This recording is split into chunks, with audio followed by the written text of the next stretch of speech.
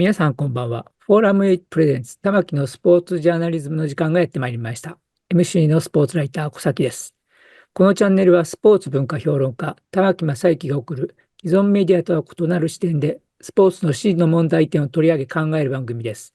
コメンテーターの玉木正之さんです。よろしくお願いしまはい、よろす。しくお願いしはい、ます。お願いします。今回はね、もうはい、とにかく秋場所、はい、9大相撲。月場所の大相撲があまりにはい、も面白かったので、うん、大相撲の相撲ジャーナリストジャーナリのストの。新井太郎さはい、んと、それと日刊スポーツのはい、佐々木さんに、はい、再度、ちょっと出てはい、もらうということになりました。それはい。で、新井さん、佐々木さん、よろしくお願いします。よろしくお願いします。よろしくお願いします。よろしくお願いで、します。横綱の大活躍で確かには大いに盛り上がった秋場所なんですけれども、まあ、これを3回にわたって喋っていただきたいと思うんですが、1回目は、本当に面白かったのは、大相撲の魅力っていうのは一体何だったんだろうというのを改めて語っていただいたら嬉しいなと思いますし、2回目にはですね、何と言ったらいいんでしょう、大鵬時代というんですか、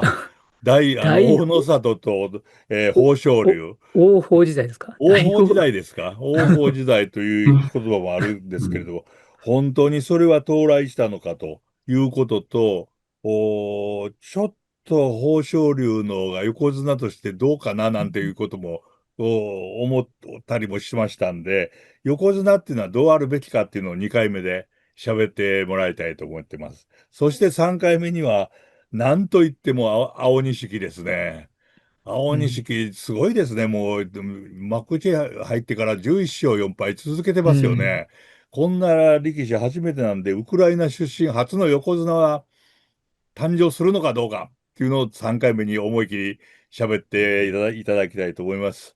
ということで、新井さん、佐々木さん、改めてよろしくお願いします。はい、お願いはい。します。よろしくお願いお願いしまします。す。新井さん、やっぱり9月場所、面白かったでええ、すよね。変な言い方だけど。そうですね。まあ、名古屋場所のようなね、番狂わせもたまにはいいんですけども、はいはい。やっああ、ぱり、なるほど。はい。二人の横綱がはい。最後まで優勝戦線を引っ張るとはい。いうのが、まあ、本来の姿と思ってるんで、ええ。まあ、やっぱり、場所自体もこう、引き締まった内容でね、それであこう、優勝争い無千秋楽まで行って、あ、非はい。常に良かった場所だと思います。なるほど。名古屋場所のような番狂わせっていうふうに今おっしゃいましたけれども、まあ、名古え屋場所、琴勝峰が優勝したんですが、琴はい。勝峰はこれは3勝12敗。な、そうですね。なんですか、こういうこともあるんですかねっていうか、怪我してたのかななんて逆に思うんですけれども、まあ、おそらく怪我も治りきれてなかったと思うんですけどね。やっぱりまあ、ただ、そうですよな。それでもうちょっと行くと思ってましたけどそうですね。三勝ね。12敗はちょっとやりすぎですよね。やられすぎですよね。はい。でも本当に面白かったと思います。佐々木さん、はい。どんな感想、現場で見ておられて、どんな感想だったですか、今場所は。そうですね。太郎さんおっしゃる通り、引き締まったえ場所ですごく面白かったと思います。え、えあとは、まあ、印象ですけれども、攻防のある、面白い内容もすごく一番一番も面白かったと思います。あっはいけなく決まはいはい。る相撲がすごく少なくてですね、はい。そういった面でも、面白さが、よりあったんじゃないかなという印象を持ちました。なるほど。まあ、そんな中で、三賞が、殊勲賞が、もちろん優勝が大野里。で、大野里と豊昇龍が優勝決定戦に行って、13勝2敗で大野里。それから殊勲賞が伯桜鵬で、敢闘賞が隆の勝。それで技能賞が青錦ということになったんですけれども、新井さん、殊勲はい。賞の伯桜鵬というのは、これはやっぱり大野里に勝ったからっていうことなんですか？成績そうですね。としては8勝にええ7敗だったんですけれども。はい。豊昇龍が優勝してれば、青錦が、あ、まあ、条件付きで、な殊勲賞。るほど。う豊昇ん、龍に勝ちましたからね、青錦が。はい。えだからまあ優勝力士に勝った方に殊勲賞を与えると。ああ、なるほど。三賞選考委員会では、はい、そういうことになってたんだと思います。なるほどね。ええ一つの、なんて言いますか、規則のようなもので定めたということですかね。まあそうですね。まあ、あと、まあ、本来、殊勲賞っていうのは、横綱、または大関をうん。倒した力士はい。なんで、うん。まあ別に優勝力士ってわけでもないんですけど、本当の意え味ではね。え。えうん、まあ、青錦とダブル受賞でも、まあ良かったのかなと思いますけども、私もそう思います。えまあ、佐々木さんはいかがですか、この3章については？そうですね。今の最近の、なんですかね、こう、選考の流れからすると非常に妥はい。当なところだと思うんですけれども、はい。やはり青錦が豊昇龍に勝ったところで優勝争いってぐっと面白くなったところはありましうたよね。ん。ありまですので、したね。青錦も十分それに相当すると思いますし、はい。まあ、三賞選考委員会でも、豊昇龍が優勝した場合はっていう条件付きではあったんですけど、そこでは満票で選出されていたので、う限りん。なく、今の規定にのっとるところで言うと、青錦も殊勲賞にはめちゃくちゃ近いなるほど。存在だったのかなと思ういますね。ん。なるほどね。でも、青錦の技能賞というのもなかなか渋いですね、これ。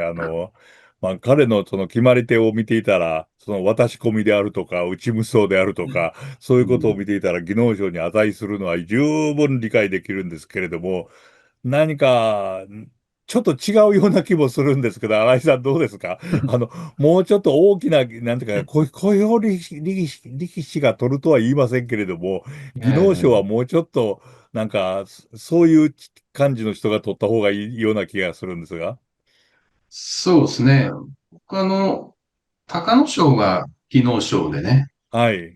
青錦が関東賞でもよかったかなと思うんですけどもね。まあ、隆のおー、勝の、右はい。はず、また、ああ、なるこほど。あと左をつけ、まあ、はい。押し相撲っていうのが、技能に値すると思ってるんでね。ああ、それえーはでもなかなかあれだな。押し相撲っていうのは技能賞に選ばれにくいですようね。はっん。きり言いますと。そうですね。な、なかなか評価が難しいというか、ね、技能まあ、よりも過去も、押し相撲が評価されて技能賞っていうケースは少ないんですよね。ですうよね。ん。でも今、え説明聞いたらなるほどと思いましたけども。うなん、ん佐々木さんはいかがですか、そのあたり？そうですね。やっぱり青錦は、横綱に勝った切り返しなんかが相当印象に強く残っているので、はいはい。あの辺は技術すごいなっていう印象はすごく残りました。なるほあとど。はやっぱり、実情を言ってしまうとですね、うん。三賞選考委員会って、まず相撲協会の審判部が、力士をまず推薦するところから始まるんですよ。はいはい。もちろん、審判部以外の出席者もいるので、はい。みんな平等に意見はあってしかるべきだと思うんですけれども、ええ。やっぱりプロの視点で選んだ、推薦した人たちだからということで、やっぱりうん。審判部の意見というのはかなり強く、な影るほど。響力があるなっていうのは毎回思うところですね。なるほどね。佐々木さんにもう一つお聞きしたいんですけども、この今喋っている以外にですね、はい。9月場所、秋場所で、注目されたような勝負とか、はい。力士おられましたでしょうか？そうですね。三賞選考で言うと、まあ、今の規定にのっとれば、三賞とも妥当なところだと思うんですけれども、はい。もうちょっと枠を広げて、かなり私的なですね、試験はい。を盛り込んで、はい。はい。お話しさせどうぞ。てもらうとするとなんですけれども、えー、友風なんかはもう今9勝6敗でしたけおー。れども、もしはい。10勝してた時には、本当に個人的な気持ちで言うと、敢闘賞をあげたいなというふうにな思いました。るほど。やっぱりはい。はい。すごい大怪我からの復活でしたし、はい。6年ぶりの、幕内での勝ち越しっていううん。のは、敢闘に値するんじゃないかなというふうにも思いました。ここら辺は、なるほ怪我っていうのは誰しも抱えていることなので、そのど。はい。怪我の大小で、まあ、決めるっていうのはちょっとフェアじゃないかもしれませんけれども、その過程を見ると、気持ち的には上げたいなとか思いましたし、なるほど。あとは正代の2桁っていうしょ、のも場所を盛り上げたという点で、関東賞とかですね。あそうとは、ですね。あのー幕内力士が対象の賞ではありますけれども、場所を盛り上げた話題をいっぱい作ってくれたという点では、重量の錦富士にも何らかの賞をあげたいなというふうに、個ああ、人的にはすごく思ってしまいました。またちょっと全な、然別次元の話になっちゃいましたなけどね。るほどね。ではい。も、面白いと思います。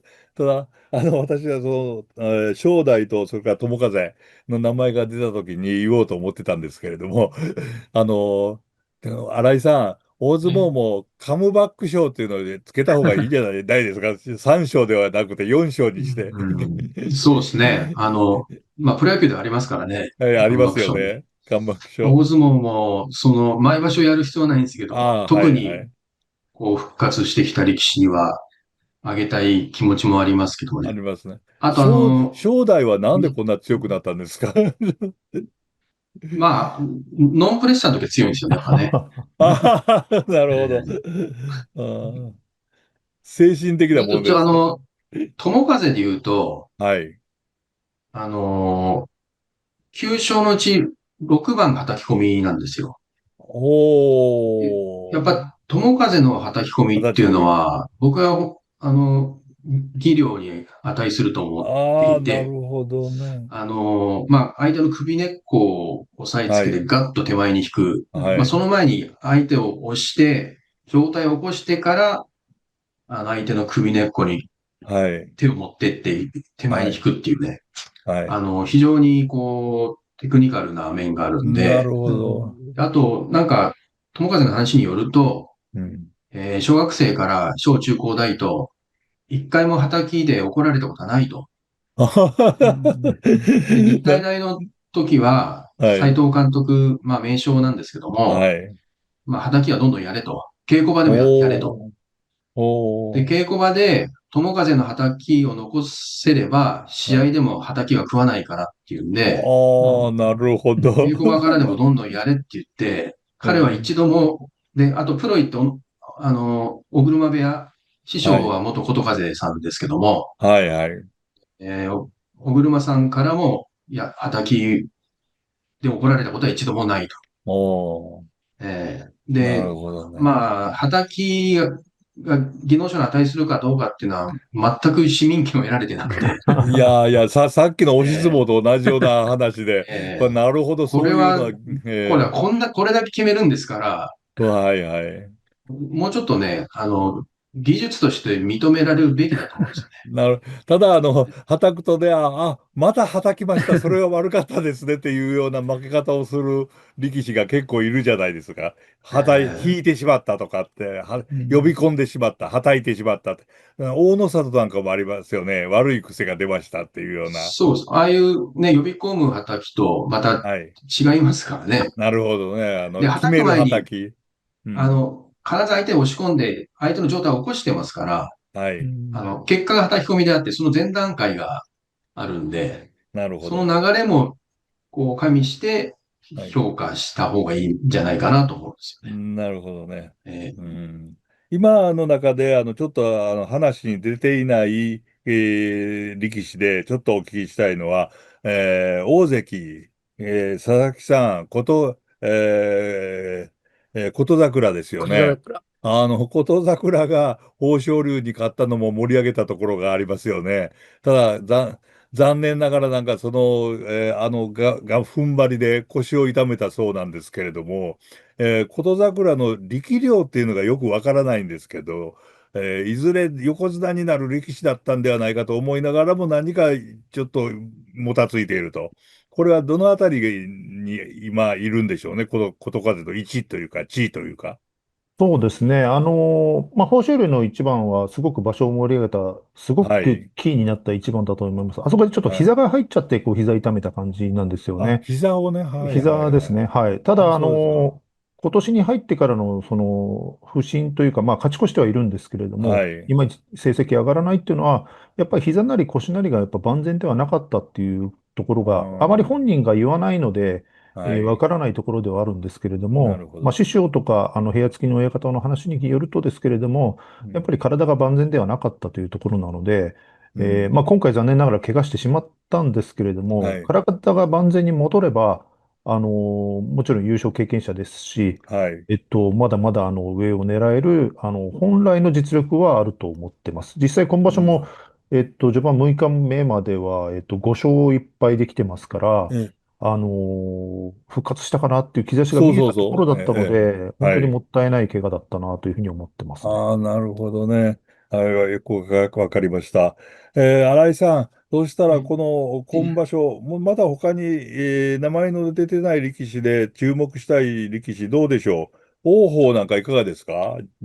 いや、10王鵬は 勝しましたよいいでね。すね。はい。ええ、着実にこう強くなっていってうん、ると思いますね。うん、うん。ええまあ、もう一、もう一歩でしょうね。もう一歩、もう一歩。はい。ただ場所を追うごとに進化はしてると思うんで、なるほど。もう一つ。あと、負け越しましたけど、やっぱり藤野川いいですよね。ああ、いいですね。